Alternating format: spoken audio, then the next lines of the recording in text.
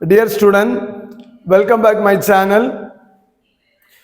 நம்ம previous videoல என்னெல்லாம் பார்த்தோம்னா அமீன் சாப்டர்ல கெமிக்கல் ரியாக்ஷன் டாபிக்ல பேசிக் கேரக்டர் ஆஃப் அமீன், அதுக்கப்புறம் கம்பேரிசன், ஒரு அல்கைல் அமீன் அம்மோனியாவோட கம்பேரிசன், ஒரு அரைல் அமீன் அம்மோனியாவோட கம்பேரிசன், அல்கைலேஷன், அசைலேஷன், இந்த டாபிக்ஸ் எல்லாம் இதுக்கு முன்னால உள்ள கிளாஸ்ல பார்த்துருக்கிறோம். இந்த கிளாஸ்ல கெமிக்கல் ரியாக்ஷன் டாபிக்ல ஒரு 3 சப்டைட்டில் பார்க்க போறோம். எதெல்லாம்னா carbylamine reaction. Carbylamine reaction ஒரு important question. CBSE board exam point of வியூல நீங்க பாத்தீங்கன்னா இது ஒரு important question. Then the reaction with nitrous acid, இதுவும் ஒரு இம்பார்ட்டன்ட் கொஸ்டின் தான். Then reaction with aryl sulfonyl chloride or Hinsberg reagent or Hinsberg reagent, இதுமே பாத்தீங்கன்னா ஒரு very important question. One by ஒன்னா இப்ப பார்க்க போறோம். First one carbylamine reaction. Listen, first one carbylamine reaction. Carbylamine reaction. Carbylamine reaction சொன்னதுமே நமக்கு ஞாபகம் வர வேண்டியது functional group of carbylamine. Carbylamine functional group என்னன்னா RNC, அல்கைல் ஐசோசயனைடு. அல்கைல் ஐசோசயனைடை தான் கார்பைல் அமீன்னு சொல்லுவோம். கார்பைல் அமீன்னா அல்கைல் ஐசோசயனைடு. நம்ம இப்போ எதுடைய கெமிக்கல் ரியாக்ஷன் பார்க்குறோம்னா அமீனுடைய கெமிக்கல் ரியாக்ஷன் பார்க்குறோம். So now you understand carbylamine ரியாக்ஷன்னா அமீன் குரூப் எதா மாறுதுன்னா ஒரு கார்பைல் அமீனா கன்வெர்ட் ஆகுது. ஃபர்ஸ்ட் ஸ்டெப் ஞாபகம் வச்சுக்கோங்க. கார்பைல் அமீன் ரியாக்ஷன் சொன்னதுமே ஒரு அமீன் குரூப் எதா கன்வெர்ட் ஆகுதுன்னா ஒரு isocyanide group, or carbylamine குரூப்பா கன்வெர்ட் ஆகுது.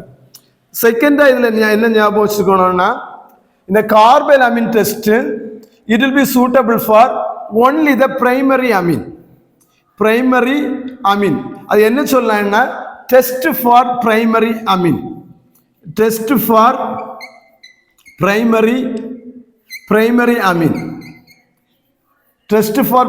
அமீன். ஒரு பிரைமரி அமீனோட நம்ம என்ன ரிஏஜன் இங்க ஆட் பண்ணுவோம்னா, இங்க என்னென்ன ரிஏஜன் யூஸ் பண்ணுவோம்னா chloroform CHCl3, chloroform and alcoholic potassium hydroxide. இப்போ இதை ஞாபகத்தில் வைக்கணும்னா என்ன பண்ணலாம்னா கேப், தலையில வைக்கிற தொப்பியை ஞாபகம் வச்சுக்கோங்க. CAPனா C for chloroform, A for amine, P for potassium hydroxide. Chloroform, amine, potassium hydroxide. Third இதுல உங்களுக்கு என்ன தெரியணும்னா கார்பைல் அமீன் டெஸ்ட் வந்து செகண்டரி அண்ட் டெர்ஷியரி அமீன்ல நோ ரியாக்ஷன். இங்க வந்து செகண்டரி அண்ட் டெர்ஷியரி அமீன்ல வந்து ரியாக்ஷன் நடக்காது. அப்ப நம்ம பிரைமரி அமீன் மட்டும் எப்படி அது காமிக்கும்னா ஒரு ஸ்மெல்ல கொடுக்கும், அதாவது ஃபால் ஸ்மெல், ஒரு ரொம்ப மோசமான ஒரு ஆர்டர், ஒரு ஸ்மெல்ல கொடுக்கும். அப்போ பிரைமரி அமீனுக்கு கூட மட்டும்தான் இந்த ஃபால் ஸ்மெல் கொடுக்கும். செகண்டரி டெர்ஷியரியா கூட இந்த ஸ்மெல் கிடைக்காது. ஸோ நமக்கு என்ன தெரியும்னா நம்மகிட்ட இருக்கிற அமீன் வந்து பிரைமரி அமீன்னு கண்டுபிடிக்க முடியும். இப்போ இந்த இவ்வளவு ஐடியா கிடைச்சிச்சுன்னா கார்பைல் அமீன் ரியாக்ஷன் ரொம்ப ஈஸியா இருக்கும். ஞாபகம் வச்சுக்கோங்க. கார்பைல் அமீன் ரியாக்ஷன் சொன்னதுமே கார்பைல் அமீன் ஃபங்க்ஷனல் குரூப் ஞாபகம் வச்சுக்கோங்க. RNC ஐசோசயனைடை தான் கார்பைல் அமீன் சொல்றோம். அப்ப கார்பைல் அமீன் ஃபார்ம் ஆகுதுன்னா செகண்டா ஞாபகம் வைக்க வேண்டியது அமீன் ஐசோசயனைடா கன்வெர்ட் ஆகுது. அமீன் எதா மாறுது? ஐசோசயனைடா கன்வெர்ட் ஆகுது. இங்க வந்து டெஸ்ட் ஃபார் பிரைமரி அமீன். இந்த ரியாக்ஷன் அமீனுக்கு வந்து பிரைமரி அமீனுக்குள்ள டெஸ்டா நம்ம கன்சிடர் பண்ணலாம். இந்த ரியாஜன் பார்த்தீங்கன்னா குளோரோஃபார்மும் பொட்டாசியம் ஹைட்ராக்சைடும் இந்த இடத்துல வந்து ரியாஜெண்டா யூஸ் ஆகுது. இந்த நெக்ஸ்ட் பார்த்தீங்கன்னா டெர்ஷியரி அண்ட் செகண்டரி அமீன் இங்க வந்து ரியாக்ஷன் நடக்காது. ஸோ ஒரு பிரைமரி அமீன் கூட இந்த ரெண்டு ரியேஜென்டையுமே நீங்க ஆட் பண்ணும்போது உங்களுக்கு ஒரு ஃபால்ஸ் ஸ்மெல் கிடைக்குது. செகண்டரி டெர்ஷியரி அமீனுக்கு கூட இந்த ரியேஜன் ஆட் பண்ணீங்கன்னா அங்க நோ ரியாக்ஷனா இருக்கும். ஸோ வாங்க பார்ப்போம். இப்போ ரியாக்ஷன் இந்த இவ்வளோ ஐடியா கிடைச்சிச்சுன்னா ரியாக்ஷன் எழுதுறது ரொம்ப ஈஸி. ரியாக்ஷன் எப்படி எழுதலான்னு பார்ப்போம். ஆல்ரெடி நான் சொன்னேன் அமீன் ரியாக்ட் ஆக போகுது. ஸோ பிரைமரி அமீன், பிரைமரி அமீனுக்கு ஒரு எக்ஸாம்பிள் எடுக்கிறேன். Alkyl amine. அப்போ அல்கைல் அமீன் கூட ஒரு ரெண்டு ரியேஜன் ஆட் பண்றோம். First reagent chloroform CHCl3, second வந்து alcoholic potassium hydroxide. Alcoholic potassium hydroxide add பண்ணி என்ன பண்ண போறோம்னா ஹீட் பண்ண போறோம். அப்ப ஹீட் பண்ணும்போது ஃபர்ஸ்ட் யாருக்கெல்லாம் ரியாக்ஷன் நடக்கணும்னா இந்த குளோரோஃபார்முக்கும் பொட்டாசியம் ஹைட்ராக்சைடும் ரியாக்ட் ஆகும். இந்த பொட்டாசியம் ஹைட்ராக்சைடு குளோரோஃபார்மோட ரியாக்ட் ஆகி இதை எப்படி பிரிக்கும்னா CCl2 ஆட்டும் HCl ஆட்டும் பிரிக்கும். CCl2ஐயும் இங்க இருக்கிற ஒரு HCl-ஐயும் வெளியே எடுக்கும். அப்ப HCl-ஐ வெளியே எடுத்ததுக்கு அப்புறம் இங்க என்ன இருக்கும்னா ஒரு Cl2 இருக்கும். இந்த Cl2 என்ன பண்ணுதுன்னா இது எக்ஸாக்ட் ஆன்சர் HCl வெளியில வருதுன்னு கிடையாது, நான் இதுல தான் சொல்லி இருக்கிறேன். சரியா, HCl-ம் CCl2 பிரிச்சிருக்குன்னு தான் சொல்றேன். சரியா, பிரிச்சிருக்குது தான் சொல்றேன். பட் இங்க ரியாக்ஷன் எப்படி போகும்னா இதுல இருக்கிற ஹைட்ரஜனோட சேர்ந்து வாட்டர் H2 வெளியே போகும், KCl சேர்ந்து பொட்டாசியம் குளோரைடா போகும். எக்ஸாக்ட் ஆன்சர் என்ன கிடைக்கும்னா KCl-ம் பிளஸ் H2O தான் மாறும். நான் ஒரு அண்டர்ஸ்டாண்டிங்காக தான் இங்க எக்ஸ்பிளைன் பண்றேன். அண்டர்ஸ்டாண்டிங் மட்டும் பண்ணிக்கோங்க. அது நம்ம மெமரைஸ் பண்றதுக்காக அண்டர்ஸ்டாண்டிங் ஞாபகம் வச்சுக்கோங்க. பொட்டாசியம் ஹைட்ராக்சைடு இந்த குளோரோஃபார்மை ரெண்டா பிரிக்குது. CCl2ஐயும் HCl-ஐயும் தனித்தனியா பிரிக்குது. அப்புறம் இந்த CCl2 என்ன ஆகும்னா இதுல இருக்க ரெண்டு குளோரினும் இந்த ரெண்டு ஹைட்ரஜனோட ரியாக்ட் ஆகுது. ரெண்டு ஹைட்ரஜனோட ரியாக்ட் ஆகி 2HCl-ஐ ப்ரொடியூஸ் பண்ணுது. 2HCl-ஐ ப்ரொடியூஸ் பண்ணுது. ஃபைனலா நம்மகிட்ட இருக்கிறது யாருன்னா இந்த ஒரு கார்பன் தான் தனியா இருக்குது. ஃபைனலா நம்மகிட்ட இருக்கிறது என்னன்னா கார்பன் இருக்குது. நமக்கு தெரியும் ஒரு அமீன்ல வந்து ஒரு லோன் பேர் எலக்ட்ரான் இருக்கும். அமீன்ல ஒரு லோன் பேர் எலக்ட்ரான் இருக்கும். இந்த லோன் பேர் எலக்ட்ரான் அப்படியே இந்த கார்பனோட கம்பைன் ஆகி நமக்கு ப்ராடக்டை கொடுக்குது. என்ன ப்ராடக்ட்னா RNCங்கிற கார்பைல் அமீனை கொடுக்குது. கார்பைல் அமீனை கொடுக்குது. தென் நெக்ஸ்ட் என்ன நடக்கும்னா இங்க 3Cl3 இருக்குது. இந்த 3Cl3யுமே இந்த பொட்டாசியத்தோட ரியாக்ட் ஆகி KClங்கிற சால்ட்டை கொடுக்கும். அப்ப KCl கொடுக்கும்போது இங்க 3 என்ன இருக்குது, குளோரின் இருக்குது. அப்ப கம்பல்சரி இங்க என்ன வரும், 3KClன்னு கிடைக்கும். அப்ப 3KCl கிடைச்சிச்சுன்னா இங்க என்ன இருக்கும், 3 பொட்டாசியம் ஹைட்ராக்சைடு இருக்கும். அப்ப 3 பொட்டாசியம் ஹைட்ராக்சைடு இருக்கும். தென் ரிமைனிங் நம்மகிட்ட என்ன இருக்கும்னா இங்க இருந்து ஒரு 2 ஹைட்ரஜன் இருக்கும். 2 ஹைட்ரஜன் மீதி இருக்கும். தென் இங்க ஒரு ஹைட்ரஜன் மீதி இருக்கும். இங்க வந்து என்ன இருக்கும், 3OH இருக்கும். இந்த மூணுமே சேர்ந்து எதா மாறும்னா 3H2O மாறும். 3H2O மாறும். இதுதான் கார்பைல் அமீன் ரியாக்ஷன். அப்ப கார்பைல் அமீன் ரியாக்ஷன்னா ஒரு அமீன் குரூப் எதா மாறுதுன்னா ஒரு ஐசோசைனேட் குரூப்பா மாறுது. இந்த நெக்ஸ்ட் ஈக்குவேஷன் பார்க்கலாம். Reaction with nitrous acid. இந்த கார்பைல் அமீன் ரியாக்ஷனுக்கு அப்படியே நம்ம ஒரு aryl amine, primary aryl amine எடுத்துக்கிட்டீங்கன்னா instead of R we are using the benzene ring, aromatic ring. இதுவும் சேம் தான். CHCl3 குளோரோஃபார்ம் ஆட் பண்றோம். தென் பொட்டாசியம் ஹைட்ராக்சைடு KOH ஆட் பண்ணி ஹீட் பண்றோம். இங்கேயுமே என்ன கிடைக்கும்னா ஒரு அரைல் ஐசோசைனேட் கிடைக்கும்.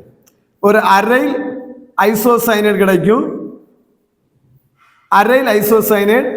தென் remaining 3 potassium chloride plus 3H2O. அப்படியே அந்த இந்த ஆர் குரூப் இருந்த இடத்துல என்ன பண்றோம், ஒரு அரைல் குரூப் ஆட் பண்ணியிருக்கிறோம். இதான் கார்பைலாமின் ரியாக்ஷன். தென் செகண்ட் வந்து reaction with nitrous acid. The reaction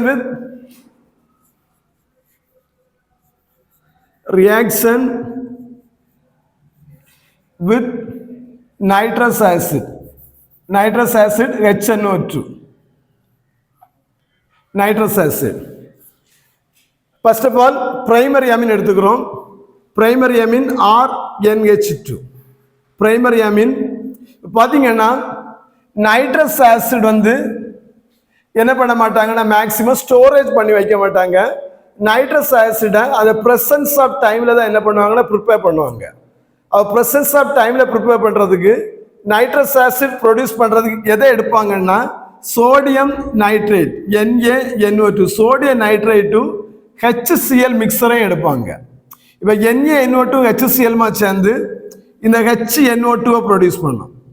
HNO2 produce பண்ணும். HNO2 ப்ரொடியூஸ் பண்ணும்.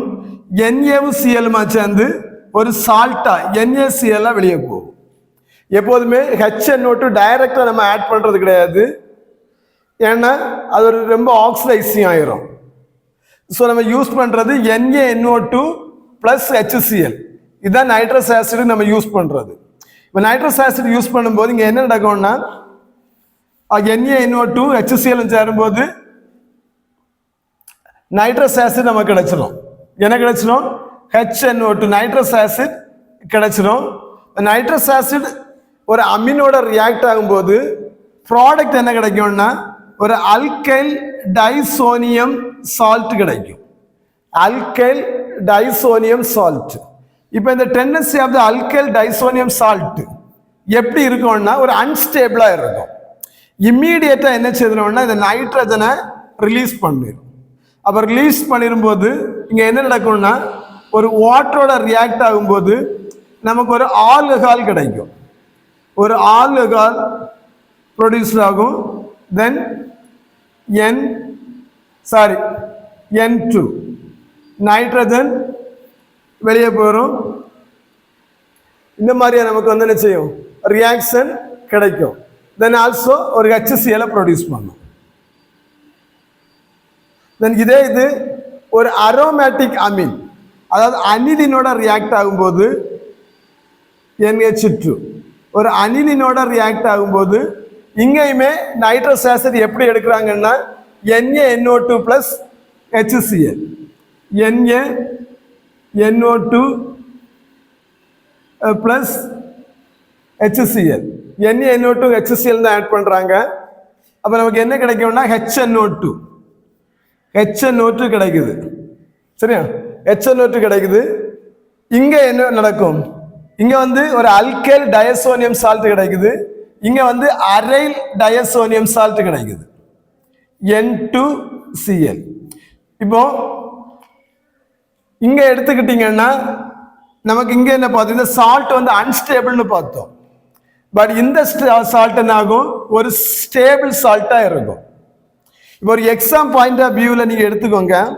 இப்போ ஒரு ஏபிசிடி அந்த ஃபைண்ட் அவுட் சொல்கிறாங்க இல்லை, அந்த மாதிரி இந்த சிச்சுவேஷனில் ஒரு RNH2 வந்து நைட்ரஸ் ஆசிட் ஆட் பண்ணுறாங்கன்னா நீங்கள் பி கண்டுபிடிக்க சொல்கிறாங்க. இதை வந்து ஒரு இல்லைன்னா வந்து இதை ப்ராடக்டை கொடுத்து கண்டுபிடிக்க சொல்கிறாங்கன்னா இதை வந்து ஏன்னு எடுத்துட்டு இந்த பியை கண்டுபிடிக்கன்னு சொல்கிறாங்கன்னா இந்த சால்ட் எழுதக்கூடாது, ஆல்கஹால் தான் எழுதணும். ஏன்னா இது அன்ஸ்டேபிள், உடனே ஆல்கஹாலா கன்வெர்ட் ஆகிரும். பட் இங்க பாத்தீங்கன்னா டயசோனியம் குளோரைடு நீங்க எழுதலாம், அரைல் டயசோனியம் குளோரைடு எழுதலாம். ஏன்னா அது வந்து என்னது ஒரு ஸ்டேபிள் காம்பவுண்ட். இப்போ இதுல டெம்பரேச்சர் பாத்தீங்கன்னா இது டெம்பரேச்சர் எவ்வளவு இருக்கும்னா 273 கெல்வின், அதாவது 0 டிகிரி செல்சியஸ் டு 278 கெல்வின் வரைக்கும் ஹீட் பண்ணுவாங்க. Then the next one, Hinsberg reagent test. Hinsberg reagent test இல்லைன்னா reaction with aryl sulfonyl chloride, அதாவது Hinsberg reagent. Hinsberg reagentனா ஒரு பென்சீன் ரிங் எடுத்துக்கிறோம். ஒரு பென்சீன் ரிங், இந்த பென்சீன் ரிங்கோட ஒரு சல்ஃபர் டை ஆக்சைடு இருக்கும். ஒரு சல்ஃபர் டை ஆக்சைடு, தென் ஒரு குளோரைடு. இதுதான் வந்து என்ன சொல்றோம்னா ஹின்ஸ்பெர்க் ரியேஜன். ஹின்ஸ்பெர்க் ரியேஜன் ஒரு இம்பார்ட்டன்ட் கொஸ்டின் ஒன் வேர்ட்லயும் கேட்பாங்க. ஹின்ஸ்பெர்க் ரியேஜன் எழுதுறதுக்கு இந்த ஹின்ஸ்பெர்க் ரியேஜன் என்னோட டெஸ்ட் ஃபார்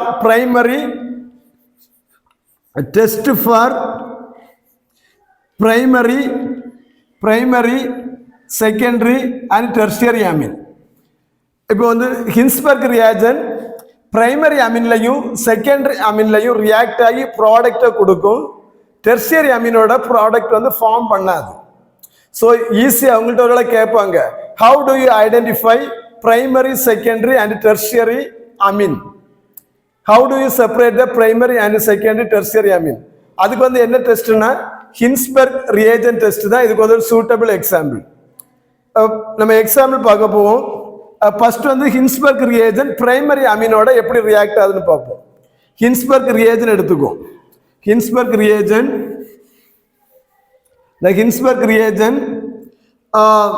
C6 இல்லைன்னா வந்து இந்த மாதிரி எடுத்துக்கலாம். ஒரு benzene ring, S sulphur dioxide, then Cl, benzene sulphonyl chloride, then ஒரு அமீன் குரூப். ஒரு அமீன் குரூப்னா நமக்கு தெரியும் NH2 or NH2 இல்லைன்னா மெத்தில் அமீன் எடுத்துக்கிறோம். மெத்தில் அமீன் எடுக்கும்போது என்ன ரியாக்ஷன் நடக்கும்னா இந்த ஹைட்ரஜன் இந்த குளோரின் சேர்ந்து HCl வெளியே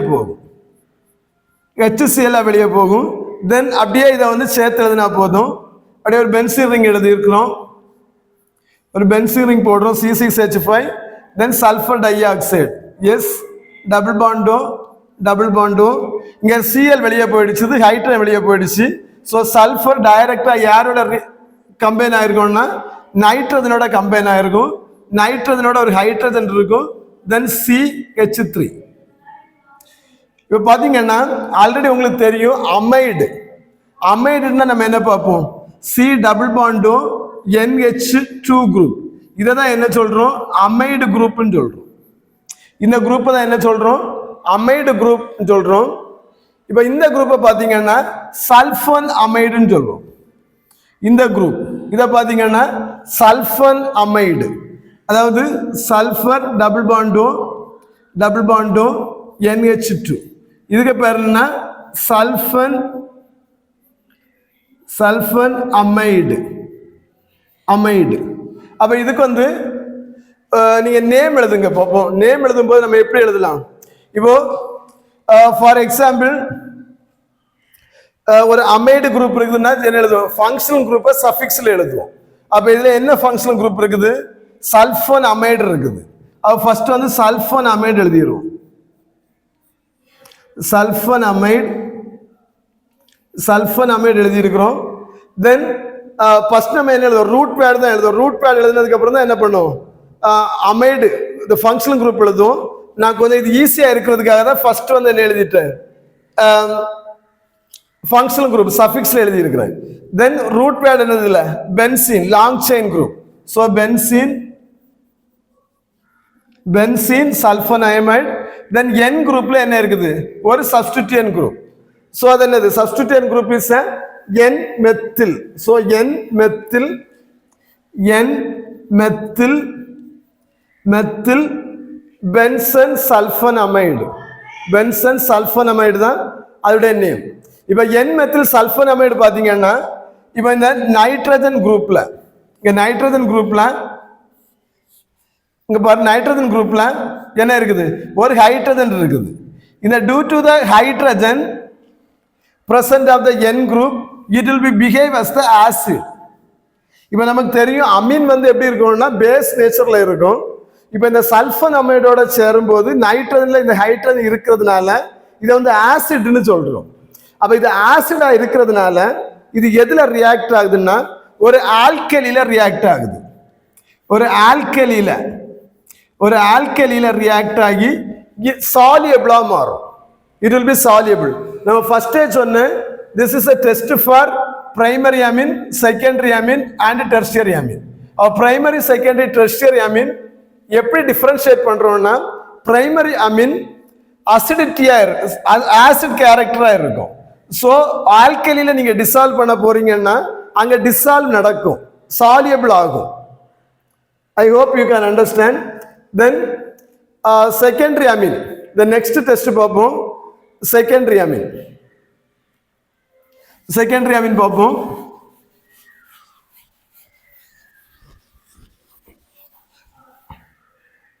first Hinsberg reagent எழுதிடுவோம்.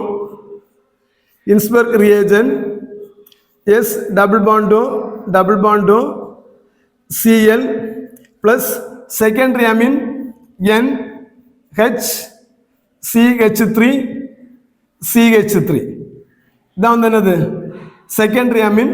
இப்போவுமே இந்த ஹைட்ரஜனும் இந்த சிஎல்மா சேர்ந்து HCl வெளியே போகும். HCl வெளியே போகும். தென் ப்ராடக்ட் உங்களுக்கு என்ன கிடைக்கும்னா பென்சீன் ரிங், தென் சல்ஃபர் டபுள் பாண்ட் ஆக்சிஜன், தென் நைட்ரஜன் CH3 இந்த மாதிரி ப்ராடக்ட் கிடைக்கும். இப்போ பார்த்தீங்கன்னா இப்போ இந்த நைட்ரஜன்ல இங்கே என்ன இல்லை, ஹைட்ரஜன் இங்கே கிடையாது. சாரி, இந்த CH3 நைட்ரஜன்ல என்ன இல்லை, ஹைட்ரஜன் இல்லை. ஸோ ஹைட்ரஜன் இல்லாததுனால இது வந்து ஆசிட் பிஹேவியரா இருக்காது. அப்ப ஆசிட் பிஹேவியர் இல்லாததுனால ஒரு ஆல்கலியில நீங்க டிசால்வ் பண்ணும்போது இது என்ன பண்ணாது, டிசால்வ் ஆகாது. ஸோ ஃபர்ஸ்ட் கேஸ் வந்து பிரைமரி அமீன்ல கிடைச்ச ப்ராடக்ட் வந்து ஆசிட் ப்ராடக்ட். ஸோ ஆல்கலியில டிசால்வ் ஆகும். ஸோ நமக்கு தெரியும் நம்ம எடுத்த காம்பவுண்ட் வந்து பிரைமரி அமீன். செகண்ட் காம்பவுண்ட் ஆல்கலியில விடும்போது டிசால்வ் ஆகாது. ஸோ செகண்டரின்னு தெரியும். டெர்ஷியரி அமீனோட ரியாக்ட் பண்ணும்போது அங்க ரியாக்ஷனே நடக்காது. ஸோ ஹின்ஸ்பர்க் ரியேஜென்ட் டெஸ்ட் வந்து நம்மளால என்ன செய்ய முடியும்னா இது பிரைமரி அமீனா, செகண்டரி அமீனா, டெர்ஷியரி அமீனான்னு கண்டுபிடிக்க முடியுது. இதோட நேம் பார்த்துருவோம். Already I told you sulphonamide. So benzene sulphonamide, benzene